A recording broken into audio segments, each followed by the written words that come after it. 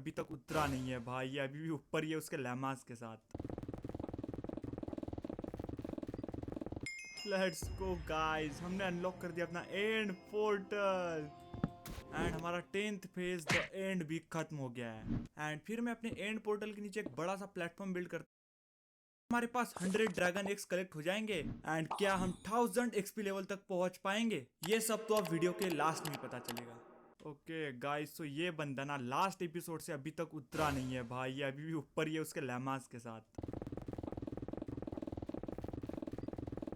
Let's go guys, हमने unlock कर दिया अपना एंड पोर्टल एंड हमारा 10th फेज द एंड भी खत्म हो गया है। एंड फिर मैं अपने एंड पोर्टल के नीचे एक बड़ा सा प्लेटफॉर्म बिल्ड करता हूँ ताकि हम वॉइड में ना गिर जाए एंड अपने एंड पोर्टल को आसानी से एक्सेस कर सके। और फिर एंड पोर्टल को एक्टिवेट करके मैं सीधा निकल जाता हूँ अपने एंड वर्ल्ड में। एंड एंड वर्ल्ड में पहुंचते ही मैं सारे के सारे एंड क्रिस्टल को डिस्ट्रॉय करता हूँ एंड लास्ट में अपने एंडर ड्रैगन को डिफीट करता हूँ।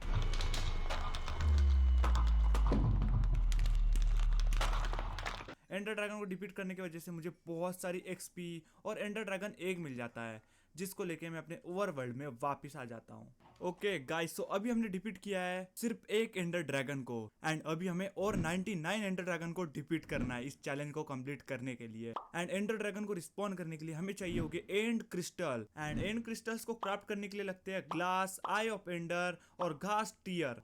एंड 100 एंडर ड्रैगन को रिस्पॉन करने के लिए हमें चाहिए होगे 400 एंड क्रिस्टल, भाई legit 400। And 400 and crystal craft करने के लिए हमको लगने वाले हैं भाई बहुत सारे रिसोर्सेज, जिसके लिए हमको बड़े बड़े फार्म्स बिल्ड करना पड़ेगा। सो चलते हैं एंड लग जाते हैं काम पे। सो इतने सारे एंड क्रिस्टल्स क्राफ्ट करने के लिए हमको सबसे ज्यादा जो आइटम लगने वाला है वो है बहुत सारा ग्लास, जो कि मिलता है हमको सैंड की मदद से। लेकिन ये वन ब्लॉक है जहाँ पे हम सैंड को माइन करने के लिए तो जा नहीं सकते, इसलिए हमें एक सैंड डुपर बिल्ड करना पड़ेगा।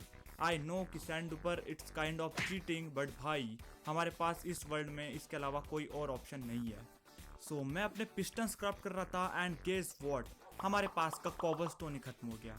बट हमारे पास बहुत सारी लावा बकेट्स है, सो एंड ये बन गया हमारा एक छोटा सा कॉबलस्टोन जनरेटर। और फिर सारे आइटम्स कलेक्ट करके मैं अपने सैंड डुपर को बिल्ड करता हूँ।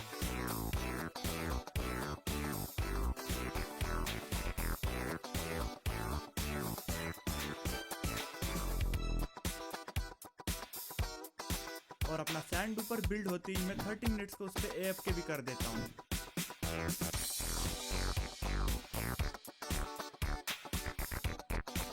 ओके गाइस, सो मैं अपने सैंड डुपर पे 30 मिनट से AFK कर रहा हूँ एंड 30 मिनट में लेजिट भाई एक चेस्ट पूरी फुल हो चुकी है एंड इधर सेकंड वाली भी ऑलमोस्ट फुल है। सो फिर बिना टाइम वेस्ट किए मैं अपने एंडर चेस्ट और इन्वेंटरी को सैंड से भर लेता हूँ एंड अपने ओवरवर्ल्ड में वापस निकल जाता हूँ। सो अपने पास अब इतना सारा सैंड तो आ चुका है, बट इनको स्मेल्ट करने के लिए हमको बहुत सारा फ्यूल भी चाहिए होगा। सो आयरन इंगट्स की मदद से मैं बहुत सारी बकेट्स क्राफ्ट कर लेता हूँ एंड सीधा आ जाता हूँ नेदर में एंड यहाँ से कलेक्ट करता हूँ बहुत सारा लावा। एंड सभी को पता है माइनक्राफ्ट में फ्यूल का सबसे बेस्ट सोर्स लावा ही होता है। ओके, सो हमारे ग्लास की प्रॉब्लम तो अब सॉल्व हो गई, जल्दी हमारे पास बहुत सारे ग्लास हो जाएंगे। एंड नेक्स्ट आइटम जो हमें कलेक्ट करना है वो है एंडर पल्स एंड वो भी 30-40 नहीं, पूरे 400 एंडर पल्स। सो मैं सोच रहा हूँ एक एंडरमैन एक्सपी फार्म बनाने का, जहाँ से हमको सिर्फ एंडर पल्स ही नहीं बल्कि बहुत सारी एक्सपी भी मिलेगी। इस फार्म को बिल्ड करने के लिए हमको बहुत सारे बिल्डिंग ब्लॉक्स लगने वाले हैं, इसलिए मैं अपने कॉबलस्टोन जनरेटर पे आ जाता हूँ एंड वहाँ पे अपने सिल्क टच वाले पिकेक्स की मदद से AFK करता हूँ। लेट्स गो, इतने सारे स्टोन तो भाई इनफ हो गए एंड अब बचे हुए सारे रिसोर्सेस को कलेक्ट करते हैं।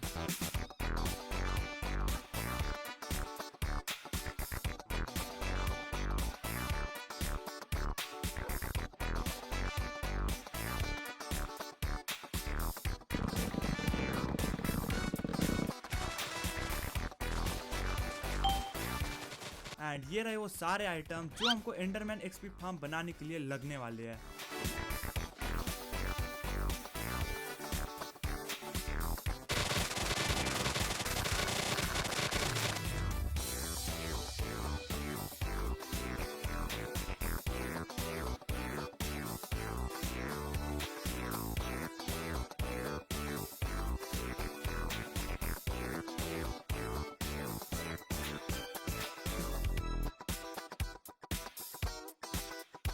ओके गाइस, तो हमारा एंडरमैन एक्सपी फार्म भी बन के रेडी है एंड लेट्स गो भाई साहब। भाई भाई भाई एक ही हिट में इतनी सारी एक्सपी, भाई खतरनाक। भाई ये फार्म अलग ही लेवल पे काम करता है। एंड क्योंकि अब अपने पास इतना अच्छा एक्सपी फार्म है तो सबसे पहले तो मैं अपने पिकैक्स को रिपेयर करता हूँ। ये एक्सपी देख रखे हो तुम, ये क्या ही कलेक्ट हो रखी है मेरे पास भाई साहब।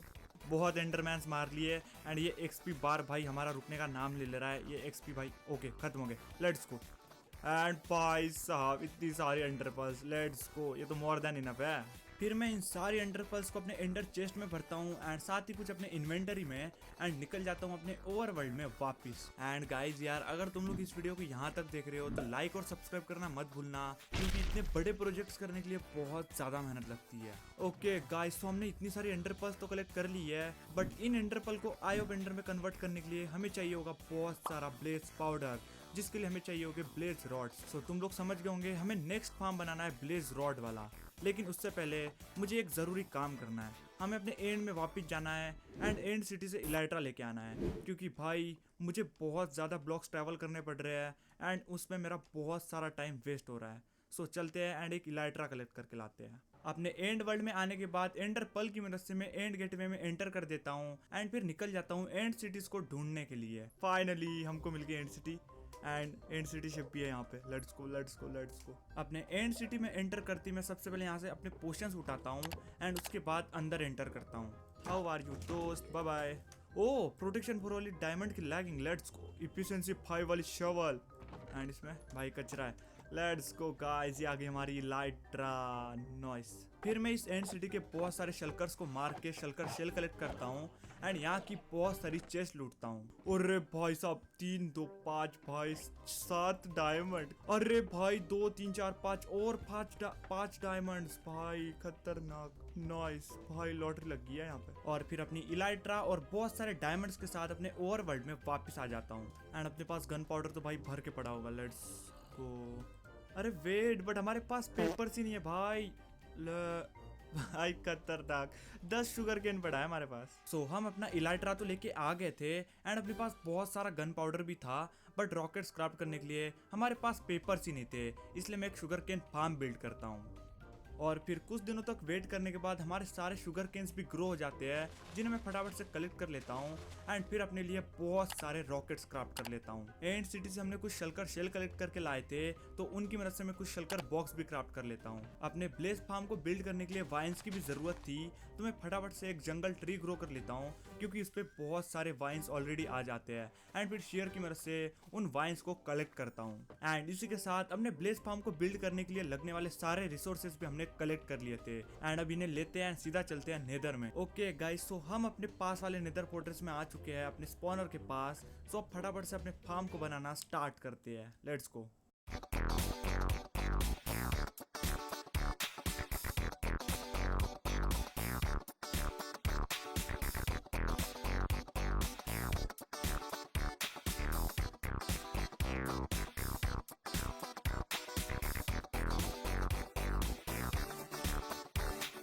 ओके गाइस, तो हमारा ब्लेज फार्म भी बनके रेडी है एंड जैसे कि तुम लोग देख सकते हो अपना ब्लेज फार्म बहुत ही ओपी तरीके से वर्क कर रहा है। यहाँ पे बहुत सारी ब्लेजेस स्पॉन हो रही है एंड ये देखो भाई, ये जो 1 स्टैक ब्लेज रॉड है ना, ये तो मेरे को फार्म बनाते बनाते ही मिल गई थी भाई। लिटरली इतनी सारी ब्लेजेस स्पॉन होती है कि भाई मुझे फार्म बनाने में बहुत ज़्यादा प्रॉब्लम गई, मैं बता नहीं सकता।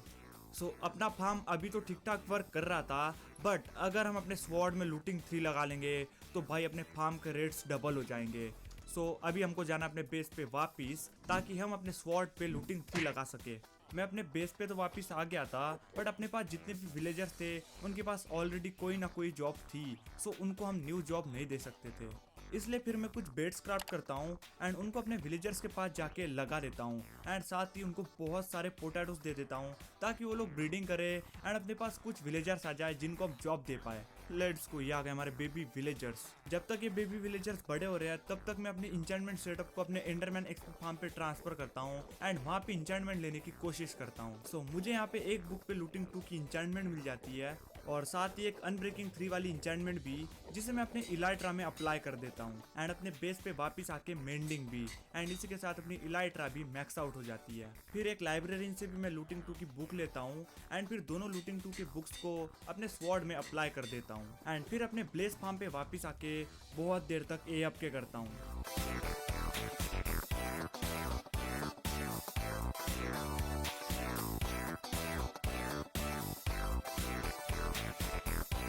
ओके गाइस, सो मैंने अपने ब्लेस फार्म पे 1-1.5 घंटे तक AFK किया है एंड 1-1.5 घंटा AFK करने के बाद हमको मिले भाई इतने सारे ब्लेज रॉड्स।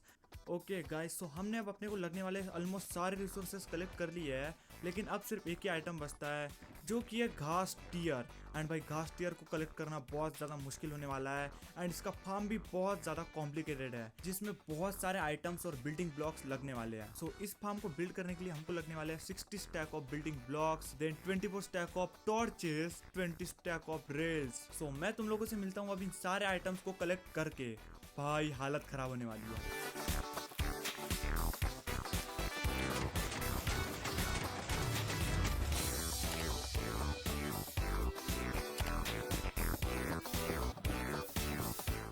ओके गाइस, तो ये कलेक्ट कर लिया हमने अपने सारे आइटम्स अपना घास फार्म बिल्ड करने के लिए एंड इसमें अभी तो बहुत सारे स्टोन्स बाकी है, बहुत सारे, मतलब भाई हमको स्टोन के 60 स्टैक चाहिए, 60 स्टैक। सो अब इन सारे आइटम्स को कलेक्ट करते हैं एंड चलते हैं अपने नेदर में एंड हमें इस फार्म को नेदर रूप के ऊपर बिल्ड करना है। सो हमें एंडर पर्ल ट्रिक करके नेदर रूप के ऊपर जाना पड़ेगा एंड एंडर पर्ल की मदद से हम सक्सेसफुली अपने नेदर रूप पे आ जाते हैं एंड यहाँ पे आके मैं अपने लिए एक नेदर पोर्टल बिल्ड कर लेता हूँ ताकि हम अपने ओवरवर्ल्ड में आसानी से जा सके। एंड गाइज यार, ये फार्म इतना बड़ा होने वाला है कि हमको इतने सारे रिसोर्सेस लगने वाले हैं इस सिंगल फार्म को बनाने में। लिटरली भाई ये बहुत सारे हैं, हालत खराब होने वाली है।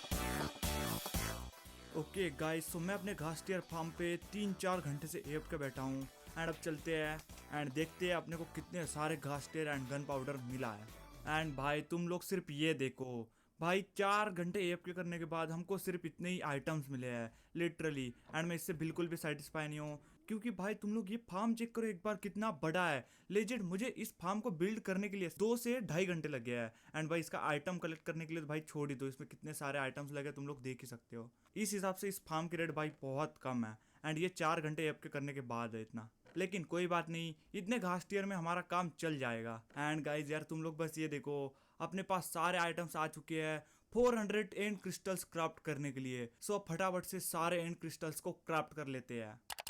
सो जिस चीज़ का हमको वेट था फाइनली हमने अपने 400 एंड क्रिस्टल्स को क्राफ्ट कर लिया है, जिसके लिए हमको बहुत सारे फार्म्स बिल्ड करने पड़े एंड हमको बहुत ज़्यादा मेहनत लगी है। सो अब बारी है उस एंडर ड्रैगन को 1 नहीं 2 नहीं बल्कि 100 टाइम्स डिफीट करने का। बट वेट, एंडर ड्रैगन से फाइट स्टार्ट करने के पहले मुझे एक पावरफुल बो बनाना है। सो ये आ गए हम अपने एंडरमैन XP फार्म पे एंड लेट्स गो गाइस। इसी के साथ अपने पास आ गया एक अनब्रेकिंग 3 पावर 5 और इंफिनिटी वाला बो। फिर बिना टाइम वेस्ट किए अपने एंड क्रिस्टल्स की मदद से मैं अपना सेकंड एंडर ड्रैगन को स्पॉन करा देता हूँ। खत्म। लेट्स गो गाइस, हमने अपने वर्ल्ड के सेकंड एंडर ड्रैगन को भी डिफीट कर दिया है। ओके गाइस, तो हमने अपने सेकंड एंडर ड्रैगन को भी डिफीट कर दिया है, बट अपने साथ कुछ अजीब चीजें हो रही है। इस एंडर ड्रैगन को मारने के बाद मुझे मुश्किल से 5 XP मिली है, लिटरली 5। एंड यहाँ पे कोई एंडर ड्रैगन एक भी स्पॉन नहीं हुआ, आई डोंट नो व्हाई। सो मुझे ऐसा लगता है कि एंडर ड्रैगन एक हमको रेगुलरली नहीं मिलता, कुछ एंडर ड्रैगन्स को मारने के बाद हमें एक एग मिलेगा, इसलिए फिर मैं अपने एंडर ड्रैगन्स को मारना जारी रखता हूँ।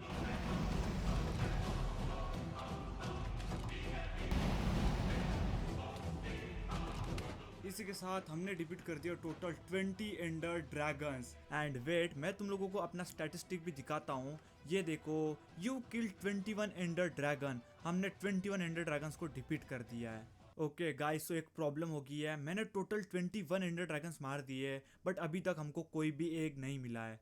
सो इससे रिलेटेड मैं गूगल करता हूँ एंड तब जाके मुझे पता चलता है कि माइनक्राफ्ट वर्ल्ड में हमको सिर्फ एक ही